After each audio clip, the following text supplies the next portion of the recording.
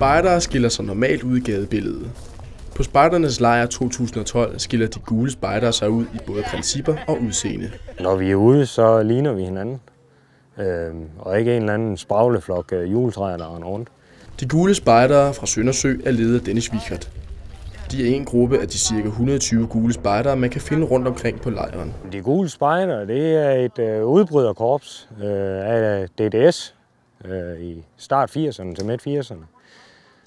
Og vi er jo udbrudt, fordi vi egentlig meget gerne vil tilbage til at arbejde med de gamle spejderværdier, de traditionelle spejderværdier. De gule spejderes principper lader til at bære frugt.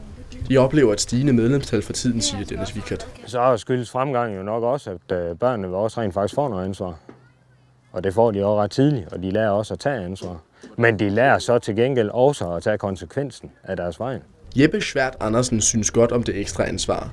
Han er tidligere grøn spejder og savnede noget. Jeg følte ikke, man havde noget ansvar hos de grønne spejdere. Lederne, de gjorde alt for os. De tændte bål, de satte vores telte op.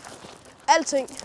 Lavede mad for os. Forskellen står klart for Jeppe Schwert Hansen. Vi har meget mere ansvar. Vi må gøre tingene selv. Hvis vi gør en ting, så må vi selv tage konsekvensen.